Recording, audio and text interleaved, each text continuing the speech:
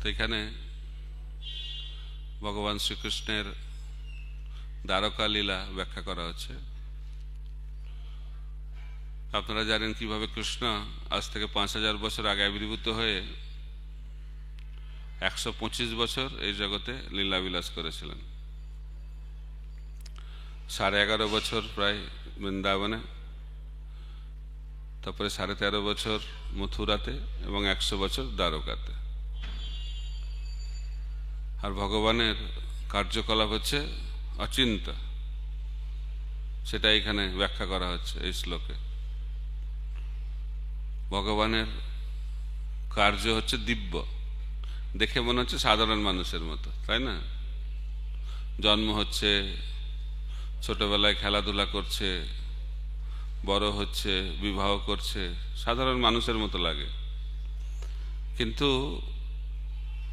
ভগবানের কার্য যদি আমরা বুঝতে চাই তাহলে ভগবানের ভক্ত হতে হবে। তাই ভগবান গীতাতে ভগবান বলছেন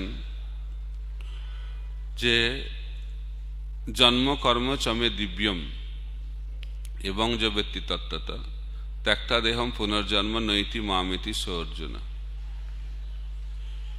ভগবানের জন্ম এবং কর্ম হচ্ছে দিব্য। দিব্য মানে 3টে গুণের অতীত। আমরা এই জগতে সবাই 3টে গুণের অধীন, সত্যগুণ, রজগুণ, তমগুণ। আমরা জন্মগ্রহণ করতে বাধ্য হই, তারপরে আমরা বৃদ্ধ হতে বাধ্য হই, তারপরে মৃত্যুবরণ করতে বাধ্য হই। আমাদের কারোর কোনো কিছুর উপর নিয়ন্ত্রণ নেই, এই জন্য আমরা হচ্ছি মায়াধীন। কিন্তু ভগবান হচ্ছেন মায়াধীশ। প্রকৃতি ক্রিয়মাণানি গুণৈ কর্মণি সর্বস্ব অহংকার বিমূঢ় আত্মা কর্তাম ইতি মন্যতে। কিন্তু আমরা ভাবছি যে আমরা সব কিছু করছি। এটার কারণটা কি? এটার কারণটা হচ্ছে অহংকার, মিথ্যা অহংকার। অহংকার ও বিমূঢ় আত্মা, যে সমস্ত আত্মার বুদ্ধি বিনাশ হয়েছে অহংকারের মাধ্যম দিয়ে, তারা মনে করে যে তারা সব কিছু করছে। কিন্তু আমরা কিছু করছি না, আমরা করতে বাধ্য হচ্ছি গুণের প্রভাবে। যারা সত্যগুণে আছে তারা সত্যগুণের দ্বারা পরিচালিত হচ্ছে, যারা রজগুণে আছে তারা রজগুণের দ্বারা পরিচালিত হচ্ছে, যারা তমগুণে আছে তারা তমগুণের দ্বারা পরিচালিত হচ্ছে। গুণের উপর নির্ভর করছে, কি কার্য করবে, কি খাবে, কোথায় যাবে, কি করবে, সমস্ত কিছু গুণের দ্বারা নিয়ন্ত্রিত হয়। কিন্তু ভগবান এই 3টে গুণের অতীত। বা সেটা বুঝতে গেলেও গুণ আমাদের উন্নত হতে হবে। তমগুণ, রজগুণ যারা অর্জন করেছে তাদের পক্ষে এই সমস্ত জিনিস বোঝা প্রায় অসম্ভব। যেমন বলছে যে একটা দেওয়ালে যদি একটা বল মারা হয় তাহলে বলটা ফিরে আসবে, কারণ খুব শক্ত। তাই যাদের হৃদয়টা তমগুণ রজগুণের দ্বারা শক্ত, খুব কঠিন, তাদের পক্ষে ভগবানের সম্বন্ধে কিছু শোনা, বোঝা, উপলব্ধি করা প্রায় অসম্ভব।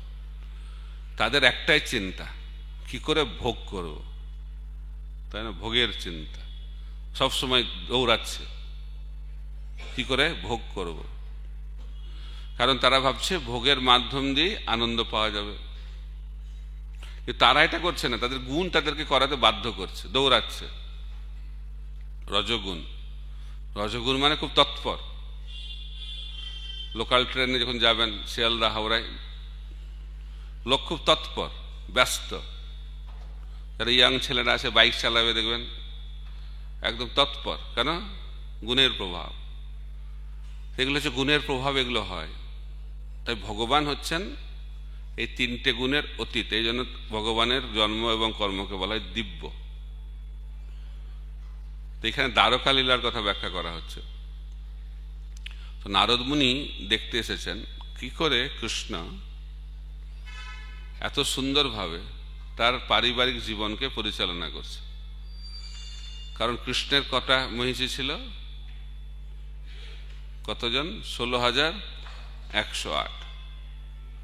তো যারা বিবাহিত তারা জানেন কি অবস্থা হয়। একটা পতি একটা পত্নীকে সামলাতে, একটা পত্নী একটা পতিকে সামলাতে হিমশিম খেয়ে যাচ্ছে। তো এখানে ভগবান কৃষ্ণ 16,108 মহিষীকে কত সুন্দরভাবে দেখাশোনা করছেন। কি করে সম্ভব? অচিন্ত শক্তি। অনেকে বলে যে ভগবান কিসের ভগবান, কৃষ্ণ আবার কিসের ভগবান? তো 16,108 মহিষী কি তিনি দেখাশোনা করছেন, এটা যে ভগবানের অচিন্ত শক্তির প্রকাশ। আর দেখছেন নারদ মুনি প্রত্যেকটা প্যালেসেই কৃষ্ণ আছে, এটা আরেকটা অচিন্ত শক্তির প্রকাশ। এই নয় যে একটা পত্নীকে কিছুক্ষণ টাইম দিচ্ছে তারপর আরেকটা প্যালেসে যাচ্ছে, এরকম ব্যাপার না। প্রত্যেকটা রাজপ্রাসাদে কৃষ্ণ একই সঙ্গে একই রূপে বিদ্যমান। অনেকে আসরিক ব্যক্তি সম্পন্নরা মিস্টিক পাওয়ার অর্থাৎ যোগশক্তির প্রভাবে অনেক রূপ বিস্তার করতে পারে, যেমন মেঘনাদ, তার আসল রূপ ছিল এবং নিজেকে অন্য রূপে বিস্তার করতেন। কিন্তু ভগবানের এই রূপ সেই রূপ নয়। ভগবানের প্রত্যেকটা রূপই হচ্ছে একই রূপ, একই রকম শক্তি সম্পন্ন, একই রকম দেখতে, অ্যাজ ইট ইজ। এটা কি করে সম্ভব? লোকে বলে এটা গল্প। এটা গল্প না, এটা যে ভগবানের অচিন্ত শক্তি। এই অচিন্ত শক্তিতে যদি বিশ্বাস হয় তাহলে ভগবানকে বোঝা যাবে। তো সেই জন্য বলা হচ্ছে সেই সেই ঈশ্বর তত্ত্ব বুঝিবারে পারে, ঈশ্বরের কৃপালেশ হয়েছে যাহার। ভগবানের কৃপা হলেই ভগবানকে জানা যায়, কারণ ভগবান হচ্ছেন অনন্ত আর আমরা হচ্ছে অত্যন্ত সীমিত। আত্মার সাইজ কতটুকু? চুলের অগ্রভাগের 10,000 ভাগের 1 ভাগ, কত ক্ষুদ্র। কিন্তু আমাদের অহংকারটা কিরকম? বিরাট বড়, পাহাড়ের মতো অহংকার। যে কোনো মুহূর্তে মরে যাব, জীবনটা শেষ হয়ে যাবে, কিন্তু অহংকারে সব মত্ত হয়ে ভাবছে যে আমি সমস্ত কিছুর মালিক, আমি সমস্ত কিছুর রাজা। এক মুহূর্ত পরেই শরীর ছাড়তে হতে পারে, তাই না? এটা কি জন্য হচ্ছে? অজ্ঞানতা, মূর্খতার জন্য হচ্ছে। কারণ সে জানে না যে সে কত ইনসিগনিফিক্যান্ট, নগণ্য। এরকম অনন্ত জীব ঘোরাফেরা করছে, অনন্ত কোটি জীব অনন্ত ব্রহ্মাণ্ডে ঘোরাঘুরি করছে। তো ব্রহ্মা তিনিও অবাক হয়ে যাচ্ছেন কৃষ্ণলীলা দেখে। নারদ মুনি তো অবাক হয়ে গেছে। তো নারদ মুনি যখন দেখছে যে যেখানে প্রথম প্যালেসে গেছে, তো সঙ্গে সঙ্গে কৃষ্ণ তাকে কি করেছে? ওয়েলকাম করেছে। কারণ ক্ষত্রিয়ের কর্তব্য, গৃহস্থের কর্তব্য হচ্ছে অতিথি এলে, বিশেষ করে সন্ন্যাসী ব্রহ্মচারীরা গেলে তাদেরকে ঠিকভাবে কি করতে হয়? ওয়েলকাম জানাতে হয়, স্বাগত জানাতে হয়। সেটা হচ্ছে সংস্কৃতি, তাই না? অতিথি দেব ভব লেখা হতো আগে, এখন কি লেখা হচ্ছে? কুকুর হতে সাবধান। আগে ঘরের সামনে লেখা থাকতো অতিথি দেব ভব, কুকুর হতে সাবধান, মানে দয়া করে আসবেন না, দয়া করে আসবেন না। আর যদি বাই চান্স এসেও গেল, আমি এটা মজা করে বলছিল, একজন বলছে যে আপনি কি খেয়ে এসেছেন না গিয়ে খাবেন? অর্থাৎ এলো মানে কখন যাবে, পরের ট্রেনটা কখন, পরের বাসটা কখন বলবে, মানে কেউ অতিথি আসবে। প্রভুপাদ বলছেন যে আমার বাবা, ওনার বাবা প্রতিদিন ঘরে কোনো কোনো সাধু সন্ন্যাসীকে ডাকত। এখন তো সাধু সন্ন্যাসী তো দূরের কথা, আত্মীয় স্বজনও আসুক কেউ চায় না, একসঙ্গে কেউ থাকতে চায় না, সবাই একা একা থাকতে চায়, তাই না? বলছে যে loneliness is the disease of the modern civilization. একা একা থাকলে তো লোনলিনেস হবেই।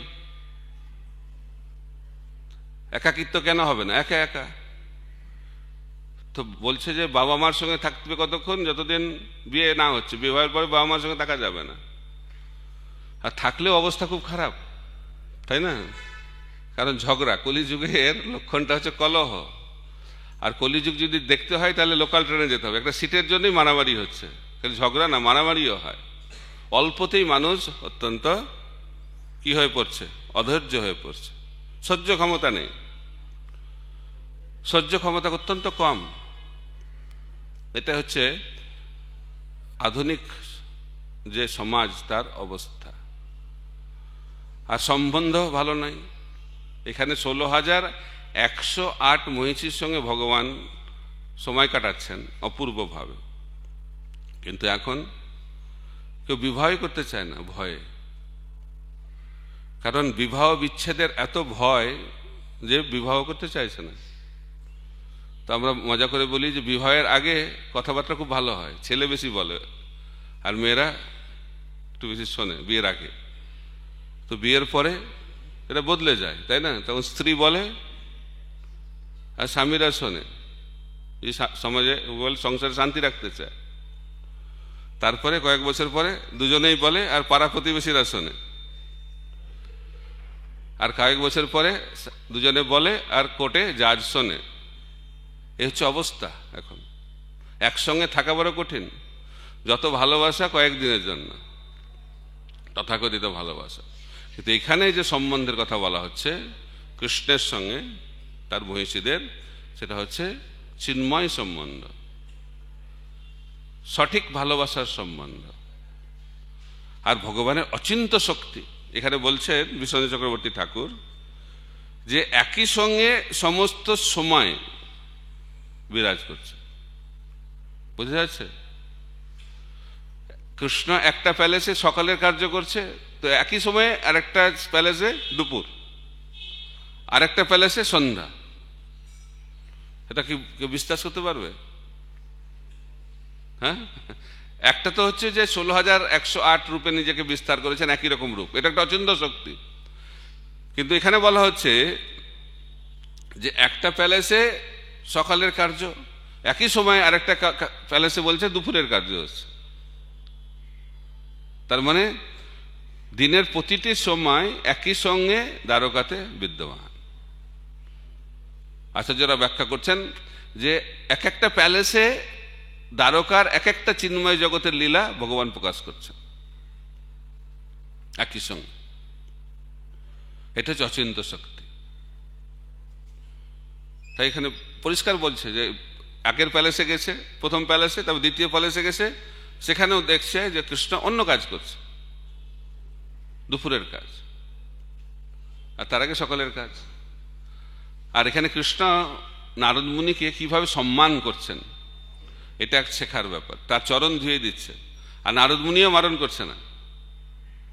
কারণ নারদ মুনি জানেন যে ভগবান তার নিজের আচরণের মাধ্যম দিয়ে জগৎকে শেখাচ্ছেন কি করে অতিথিকে, বিশেষ করে সাধু মহাত্মাদেরকে সম্মান জানাতে হয়। গৃহস্থের এটা কর্তব্য। তো এই গৃহস্থের ধর্ম কিভাবে পালন করতে হয় সেটা কৃষ্ণ নিজের আচরণের মাধ্যম দিয়ে দেখাচ্ছেন। তাই আমাদেরকে শিখতে হবে যে কি করে স্বাগত জানাতে হয়। বৈষ্ণবরা এলে, মহান ব্যক্তিরা এলে, অতিথিরা এলে, তাদেরকে সম্মান জানাতে হয়। বলছে যে শত্রুও যদি অতিথি হিসেবে এসে যায়, তাকে এমনভাবে আচরণ করতে হবে যাতে সে ভুলে যায় সে আমার শত্রু। এটা হচ্ছে বৈদিক সংস্কৃতি।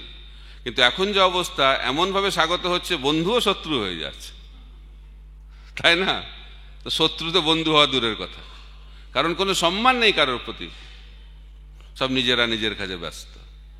আমি খুব ব্যস্ত। তো জিজ্ঞেস যদি বলা হয় ভক্তি করুন, জপ করুন, বলছে অত সময় টময় নাই, খুব ব্যস্ত আমি, মরার সময় নাই আর হরিনাম। আপনারা করছেন ভালো করে করুন, আমারটাও করে নেবেন, তাই না? মানুষের সময় নেই। তো কিন্তু এখানে ভগবান তিনি রাজা, কিন্তু কিভাবে তিনি অতিথিকে সম্মান জানাচ্ছেন, নারদ মুনিকে। কারণ অতিথি যদি সন্তুষ্ট হয় তাহলে ভগবান খুব সন্তুষ্ট হয়ে যান। কারণ জীবনের উদ্দেশ্য হচ্ছে ভগবানকে সন্তুষ্ট করা। সাধু সন্ন্যাসীদেরকে যদি আমরা সম্মান করি, তাদের পূজা করি, তাহলে ভগবান খুব সন্তুষ্ট হন। কারণ তিনি সিদ্ধান্ত দিয়েছেন, মহাদেবও সিদ্ধান্ত দিয়েছেন, আরাধনানাং সর্বেশাং বিষ্ণু আরাধনাং পরম তস্মাৎ পরতর দেবী তদীয়ানাম সমর্চনম। তাই ভগবানের আরাধনা হচ্ছে সর্বশ্রেষ্ঠ, কিন্তু ভগবানের থেকেও ভগবানের সঙ্গে যুক্ত অর্থাৎ বৈষ্ণবের আরাধনা তার থেকেও শ্রেষ্ঠ। তাই ভগবানের অচিন্ত শক্তি তো এখানে প্রকাশিত হচ্ছে, কিন্তু সেই অচিন্ত শক্তি সম্পন্ন ভগবান নারদ মুনিকে পুজো করছেন। এটা হচ্ছে শিক্ষণীয়। কত বড় ব্যক্তিত্ব, তিনি তো ভগবান, রাজা, কিন্তু তিনি জানেন আমি হচ্ছি ক্ষত্রিয়, নারদ মুনি হচ্ছেন ব্রাহ্মণ, তিনি সাধু, তিনি হচ্ছেন অতিথি, তাই আমার কর্তব্য হচ্ছে তাকে সম্মান জানানো। তাই মহাপ্রভু একই সিদ্ধান্ত দিচ্ছেন। মহাপ্রভু বলছেন কে বড়? মহাপ্রভু বলছেন যে ভজে সে বড়। তা আমরা অনেক সময় কে সিনিয়র কে জুনিয়র নিয়ে খুব চিন্তা হয়, কে যে সিনিয়র আর কে জুনিয়র বোঝা যাচ্ছে না। তো ভক্তিবিনোদ ঠাকুর খুব সুন্দরভাবে ব্যাখ্যা করছেন যে আমার থেকে বয়সে বড় সে আমার সিনিয়র, যে আমার থেকে ভক্তি জীবনে আগে এসে সে আমার সিনিয়র, যে আমার থেকে বর্ণে উঁচুতে আছে সে আমার সিনিয়র, যে আমার থেকে আশ্রমে উপরে আছে সে আমার সিনিয়র, যার আমার আগে দীক্ষা হয়েছে সে আমার থেকে সিনিয়র, অনেক সিনিয়র। তাহলে কি হবে? কিন্তু আসল সিনিয়রিটি হচ্ছে যে আমার থেকে ভক্তি জীবনে এগিয়ে আছে। তাই মহাপ্রভু মুকুন্দকে জিজ্ঞেস করছে, মুকুন্দ তুমি বাবা না রঘুনন্দন বাবা? তো মুকুন্দ বলছে আমি তো বাবা না, আমি হচ্ছি পুত্র, রঘুনন্দন আমার পিতা। কেন? যে ভজে সে বড়।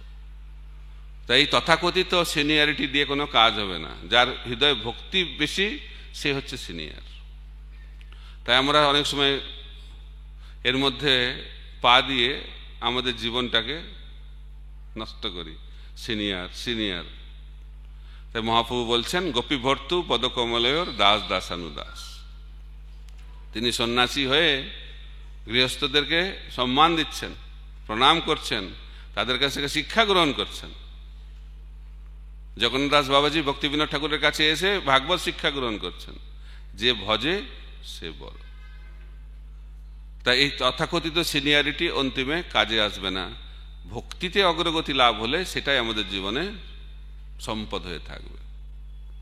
তাই ভগবানের কার্য যদি আমরা বুঝতে পারি তাহলে আমরা জীবনকে সার্থক করতে পারবো। এই জন্য ভগবান লীলাবিলাস করছেন দ্বারকায়, যাতে মানুষ আকৃষ্ট হয়। আমরা সবসময় কিছু ম্যাজিক দেখতে পছন্দ করি, ম্যাজিক। তো ভগবান এখানে ম্যাজিক দেখাচ্ছে নারদ মুনিকে, যে একই সঙ্গে সকাল দুপুর রাত্রি একই সঙ্গে বিদ্যমান। এর থেকে বড় ম্যাজিক হতে পারে কিছু? যদি ম্যাজিক দেখতে হয় তাহলে ভগবানের লীলা শ্রবণ কীর্তন করতে হবে। তাই বলা হচ্ছে ভগবানের অচিন্ত শক্তিতে বিশ্বাসী হচ্ছে ভক্তির লক্ষণ। আপনারা অনেকেই জানেন নারদ মুনির কাহিনী।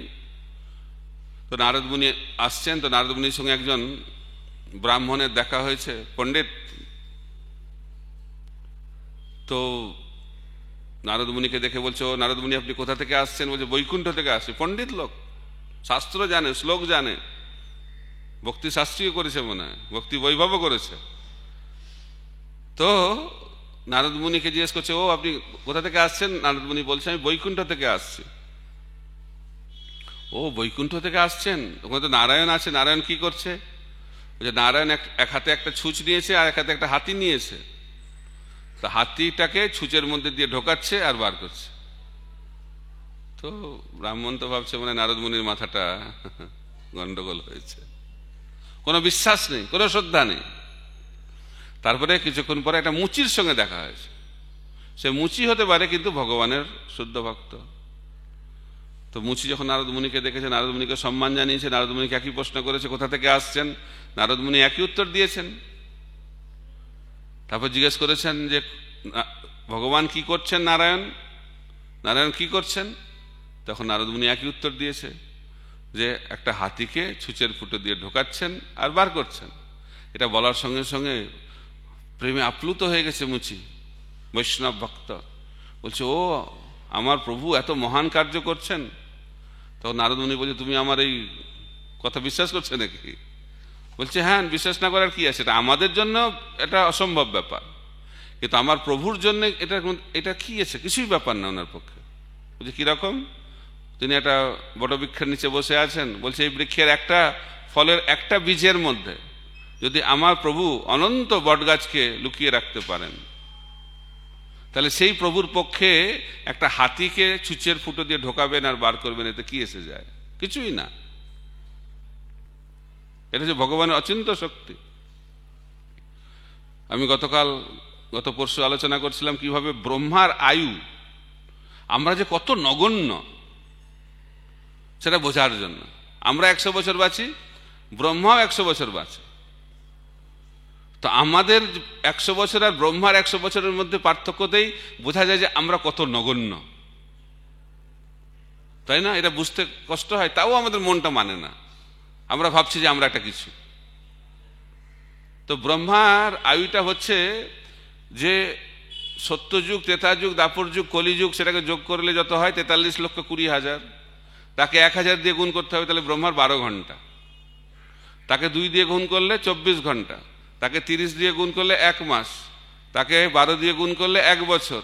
আর তাকে 100 দিয়ে গুণ করলে ব্রহ্মার আয়ু। সেটা বলা যায় 311 ট্রিলিয়ন আর 40 বিলিয়ন হচ্ছে ব্রহ্মার আয়ু। আর এটা হচ্ছে মহাবিষ্ণুর একটা নিঃশ্বাস। বুঝা গেল? আমাদের যেমন একটা নিঃশ্বাস, মহাবিষ্ণু একটা নিঃশ্বাস নেবে, অতটা। এটা বুঝতে পারবো আমরা? বুঝতে পারবো? প্রভুপাদ উদাহরণ দিচ্ছেন ব্যাঙের উদাহরণ। কুয়োর ব্যাঙ, সেই একটা ব্যাঙ কুয়োতে আছে, তো একটা প্রশান্ত মহাসাগর থেকে ব্যাঙ এসে গেছে। তো বলছে, তুমি কোথা থেকে এসে গেলে আবার এখানে? বলছে, আমি এসেছি প্রশান্ত মহাসাগর থেকে। ওটা কি? বলছে, ওটা একটা জলাশয়। বলছে, ও কত বড় ওটা হবে?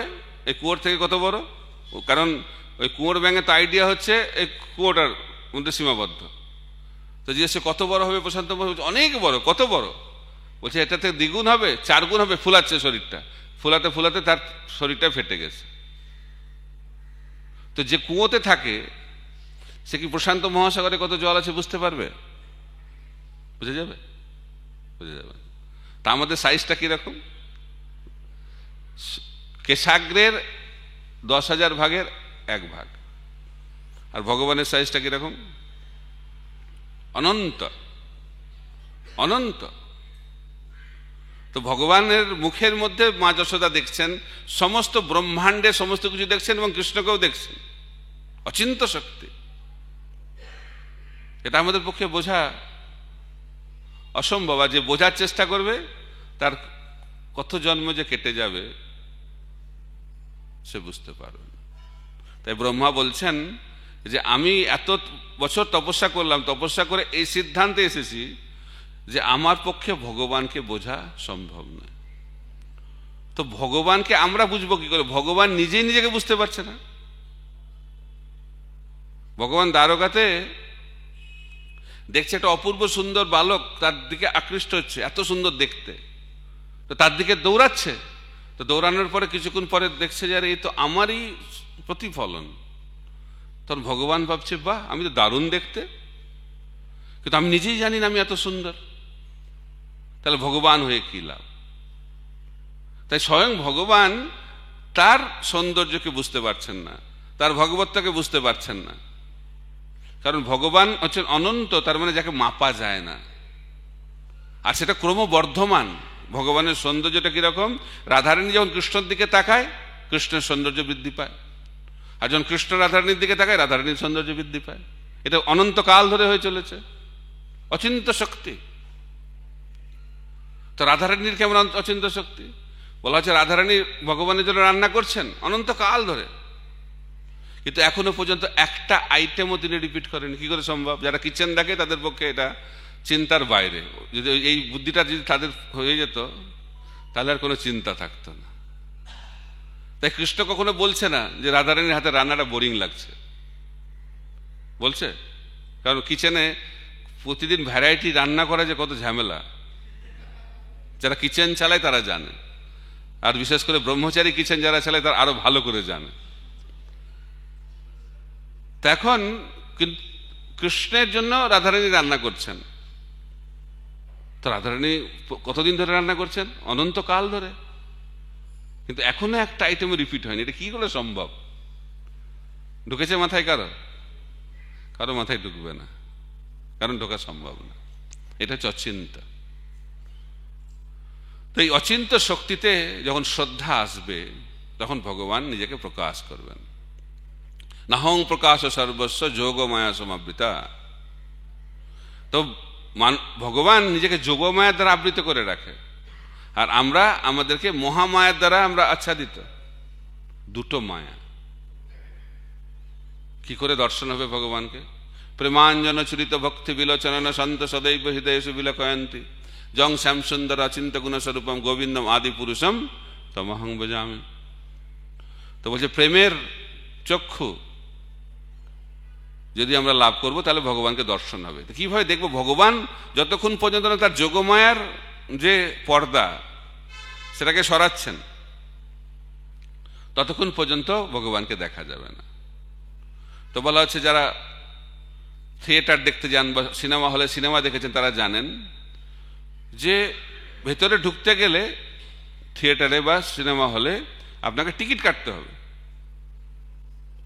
তো টিকিট কাটলে আপনার টিকিটটা দেখে ভেতরে ঢুকতে দেবে, কিন্তু ভেতরে ঢুকলেই আপনি দেখতে পাবেন না, সেখানে আর একটা পর্দা আছে, আর সেই পর্দাটা আপনি খুলতে পারবেন না। যখন খুলবে তখন দেখতে পাবেন। তো যে দেওয়ালটা সেটা হচ্ছে মহামায়া, আর ভেতরের পর্দাটা হচ্ছে যোগমায়া। তাই আমাদের কর্তব্যটা হচ্ছে ওই দেওয়ালটাকে অতিক্রম করা, মহামায়ার আবরণটাকে অতিক্রম করে ভেতরে ঢুকে যাওয়া, আর চোখটা খুলে রাখা। আর কখন পর্দাটা সরবে? কখন সরবে? কখন সরবে? এটা একটা প্রশ্ন, যে কখন ভগবানকে দর্শন হবে। এটা ভগবানের অহৈতুকী কৃপার উপর নির্ভর করছে, আর আমাদের ঐকান্তিক চেষ্টার উপর নির্ভর করছে। দুটো যখন এক হবে, তো অনেকে জিজ্ঞেস করেন যে কখন সেই দিন আসবে যখন ভগবানকে আমি সরাসরি প্রেমাঞ্জনে ছুরিত মুক্তি বিলোচনন এই স্তরে গিয়ে ভগবানকে দর্শন করতে পারবো।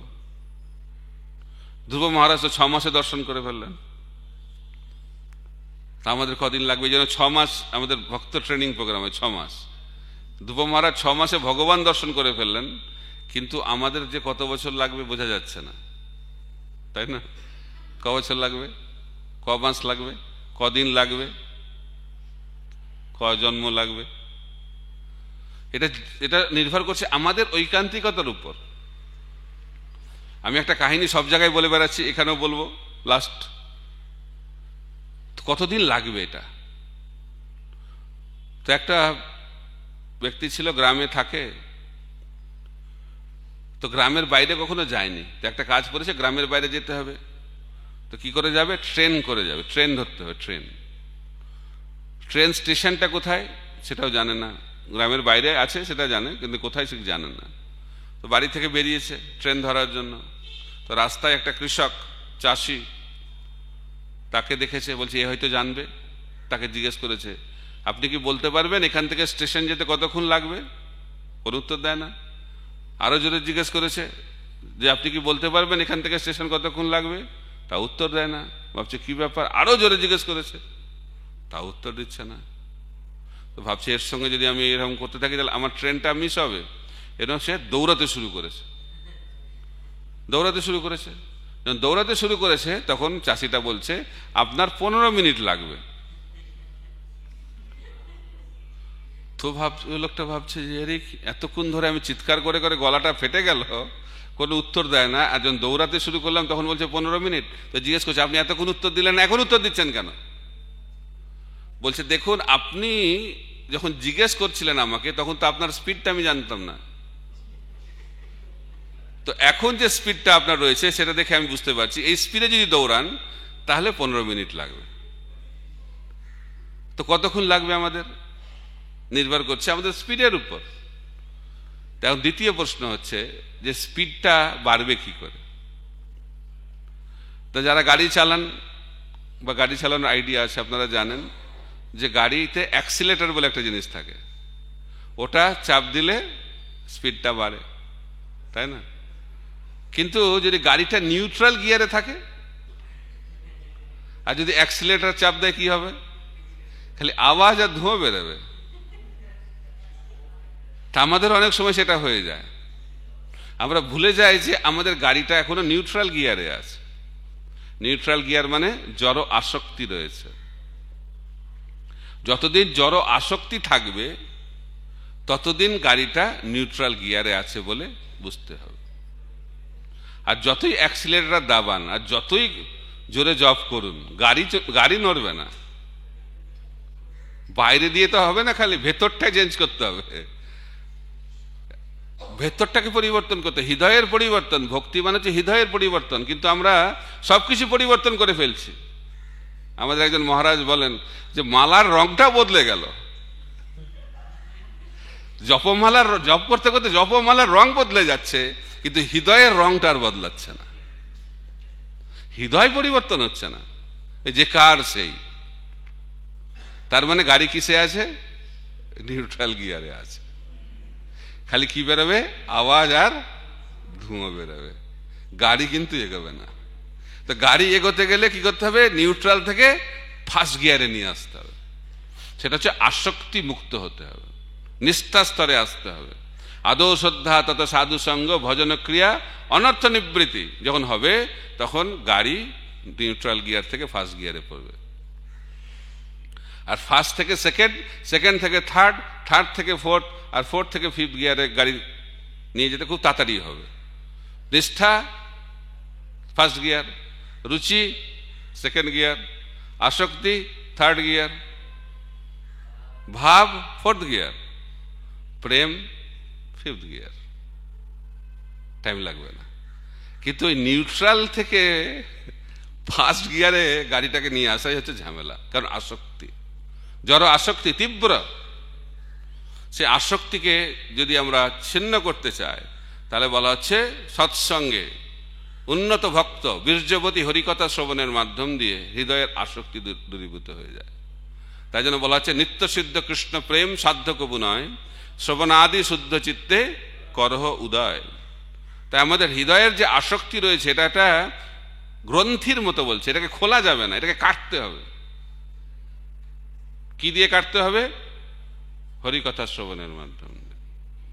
তাহলে আমাদের আস্তে আস্তে ভক্তির গাড়িটা ধীরে ধীরে ভগবানের দিকে এগোতে থাকবে। এবং সেটার জন্যই শ্রীল প্রভুপাদ আমাদেরকে এই অদ্ভুত যে ভক্তির যে বিভিন্ন অঙ্গ প্রদান করেছেন। তাই প্রভুপাদের পন্থা যদি আমরা ঠিকমতোভাবে অনুসরণ করি, তাহলে অবশ্যই আমরা আমাদের যে আকাঙ্ক্ষিত যে চিন্ময় যে সিদ্ধি, সেটা আমরা লাভ করতে পারব। তো এইখানে নারদ মুনি ভগবানের এই অপূর্ব লীলা দর্শন করে তিনি অবাক হয়ে যাচ্ছেন। কারণ ভগবানের লীলা হচ্ছে রহস্যময়, কিন্তু সেই রহস্যময় লীলা সেটা আমাদের কাছে প্রকাশিত হবে যখন আমরা ভগবানের চরণে সম্পূর্ণরূপে আত্মসমর্পণ করে আমাদের হৃদয়ে প্রেম ভক্তিকে জাগরিত করব। তখন ভগবানের এই রহস্যময় লীলা আমাদের কাছে প্রকাশিত হয়ে যাবে। হরে কৃষ্ণ কৃষ্ণ কৃষ্ণ হরে হরে, হরে রাম রাম রাম হরে হরে। গ্রন্থরাজ শ্রীমদ্ ভাগবতম কি জয়, শ্রীল প্রভুপাদ কি জয়, নিতাই গৌর প্রেমানন্দে হরি হরি বল। কোনো প্রশ্ন আছে? প্রশ্ন যে কোনো ভাষাতে করতে পারেন, কোনো অসুবিধা নেই। বাংলা, হিন্দি, ইংরেজি যেটাতে করতে পারেন।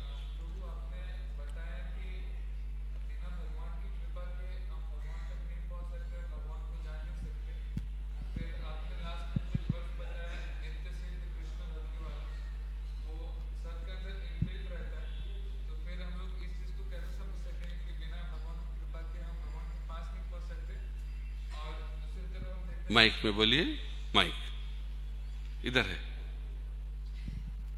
हरे कृष्णा, प्रणाम प्रभु जी।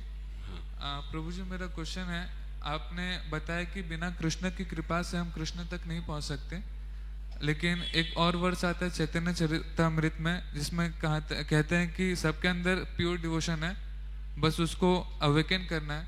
तो फिर हम कैसे समझें कि बिना कृष्ण की कृपा के हम कृष्ण के पास नहीं पहुंच सकते? दूसरी तरफ में लिखा था कि सबके अंदर प्योर डिवोशन पहले से ही है। पहले से ही, जैसे कृष्ण प्रेम नित्य सिद्ध कृष्ण प्रेम, इसका मतलब कृष्ण प्रेम नित्य है, आत्मा नित्य है, भगवान नित्य है, और भगवान के चरण में हमारा जो भक्ति वो भी नित्य है। लेकिन अभी क्या हो रहा है, हम लोग इस भौतिक संसार में आ गए, वो नित्य नहीं है, ये समस्या है। तो हम लोग अभी एक नित्य आत्मा अनित्य भौतिक शरीर में प्रवेश कर गया। तो इसलिए हमारा जो प्रेम है अभी वो काम बन गया। क्यों? क्योंकि हम लोग भगवान को भूल गए हैं। जब हम लोग भगवान को भूल जाते हैं और भगवान को छोड़ के भोग करने का इच्छा करते हैं, तो भगवान हम लोगों को इस भौतिक संसार में भेज देते हैं। तो इसलिए तब क्या हो जाता है, प्रेम का ऊपर एक क्या बोलते हैं, कवरिंग को क्या बोले हिंदी में, आवरण आ जाता है, अनर्थ का आवरण। तो इसलिए हम लोग इस अनर्थ का आवरण को हटाना है। वो कैसे होगा? जब हम लोग श्रवण करेंगे भगवान के बारे में, तो धीरे धीरे वो आवरण जब हटता जाएगा, तब प्रेम का फिर, जैसे बादल, सूरज हैं लेकिन बादल उनको ढक रहे हैं, तो जब बादल चला जाएगा तो हम लोगों को फिर सूरज दिखाई पड़ेगा। इसी तरह भगवान सूरज जैसा है, लेकिन हमारा भी अनर्थ जैसा बादल आ गया बीच में, तो उसको हटाना है। उसको कहते हैं अनर्थ निवृत्ति। तब भगवान का फिर दर्शन होगा। ठीक है ना? हरे कृष्ण।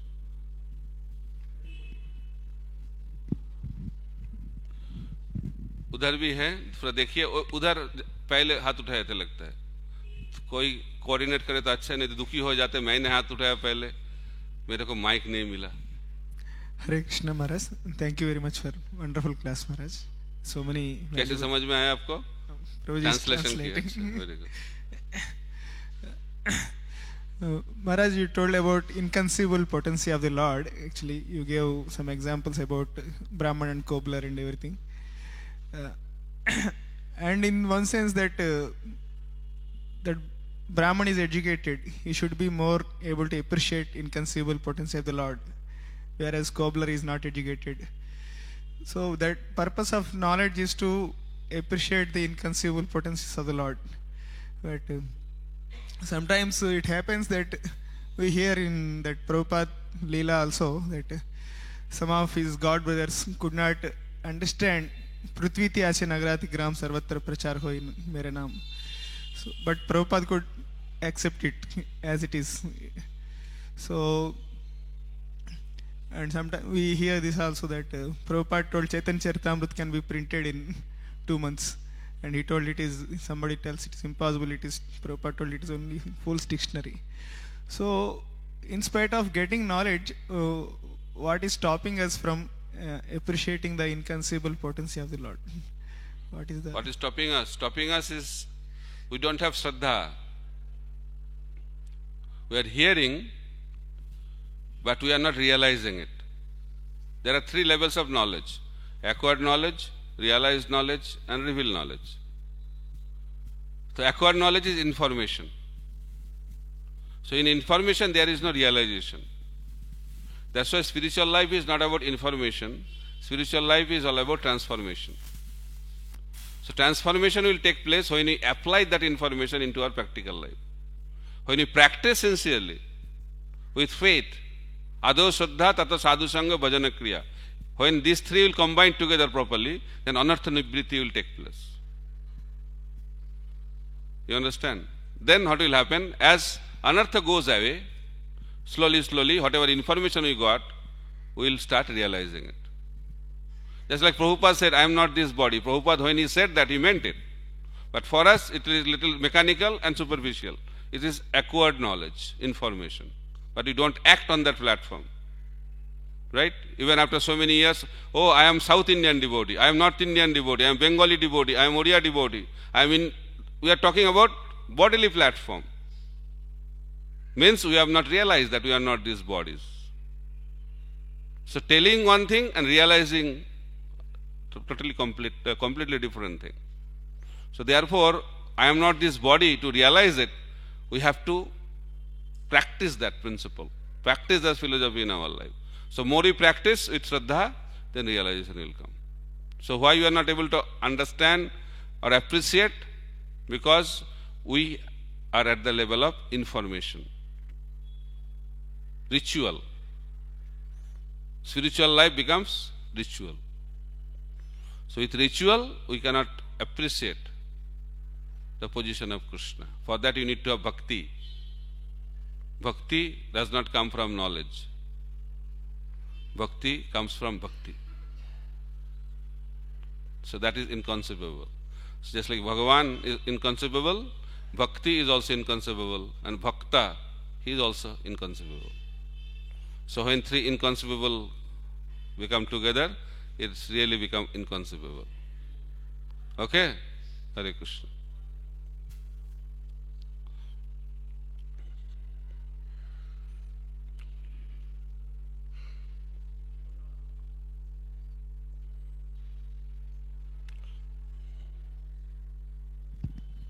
মাইকটাকে কেউ বন্ধ করবেন না, হ্যাঁ?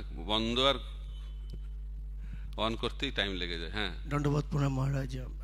আমার প্রশ্ন প্রথমেই যে আপনি পার্বতটা পড়লেন, তখন বলছি যে পঞ্চরাত্রিকা বিধি প্রত্যেক গৃহীর পালন করা উচিত। কি পঞ্চরাত্রিকা যে যজ্ঞ, পঞ্চসুনা যজ্ঞ, পঞ্চসুনা যজ্ঞ, সরি আমার একটু ভুল হয়েছে বলাতে। তো ওটা যারা করা তো সম্ভব নয় এই কলিযুগে, যারা মালা জপছে তারা কি তার থেকে বাইরে থাকতে পারে না ওইটা করতেই? কলিযুগের যজ্ঞ হচ্ছে পঞ্চসুনা যজ্ঞ নয়, কলিযুগের যজ্ঞ হচ্ছে সংকীর্তন যজ্ঞ। হরে কৃষ্ণ কৃষ্ণ কৃষ্ণ হরে হরে, হরে রাম রাম রাম হরে হরে। এই সংকীর্তন যজ্ঞ যদি ঠিক করে লাভ হয়, খালি পাপ থেকে মুক্ত হবেন না, পুণ্য থেকে মুক্ত হবেন, জগতের বন্ধন থেকে মুক্ত হয়ে ভগবত ধামে চলে যাবেন। এটা সংকীর্তন যজ্ঞের ফল। ঠিক আছে? যজ্ঞেই সংকীর্তনে প্রায় যজন্তি হি সুমেধসা। কিন্তু এটা কে বুঝতে পারবে? যে খুব বুদ্ধিমান। আর যে বুঝতে পারবে না সে বলবে না আমিও যজ্ঞ করব, আমিও ধ্যান করব। তারা করতে থাকুক, আর যারা বুদ্ধিমান তারা মহাপ্রভুকে আরাধনা করে হরিনাম সংকীর্তন করে ভগবানের কাছে পৌঁছে যাবে। ঠিক আছে? হরে কৃষ্ণ। প্রভুপাদ যে বলছেন না আমরা অজান্তে অনেক কিলিং করে ফেলছি, হ্যাঁ, এই জন্য হরিনাম করতে হবে। যত বেশি হরিনাম করবেন অজান্তে পাপ থেকে মুক্ত হয়ে যাবে। ঠিক আছে? হরে কৃষ্ণ। আর যদি পঞ্চসুনা যজ্ঞ করতে চান করতে পারেন, কোনো অসুবিধা নেই, কিন্তু কোনো প্রয়োজন নেই যদি ঠিকভাবে হরিনাম হয়। ইয়েস। हरे कृष्णा महाराज जी। महाराज जी मेरा प्रश्न ये है कि जैसे कभी कभी हमें सेवा मिलती है कि हमें भगवान के दर्शन जो है वो इंटरनेट पे डालने रहते हैं। क्या? भगवान के दर्शन कभी कभी इंटरनेट पे डालने रहते हैं, तो जैसे वहाँ पे कुछ अलग अलग थंबनेल ले आते हैं दूसरे स्पिरिचुअल लीडर के, और बहुत इंटरेस्टिंग सा क्वेश्चन रहता है वहाँ पे। तो हमारी जिज्ञासा जो हम कभी हमको दूसरे रास्ते पे लेके चली आती, तो इसको कैसे रोका जाए? फिर रिपीट कीजिए एक बार।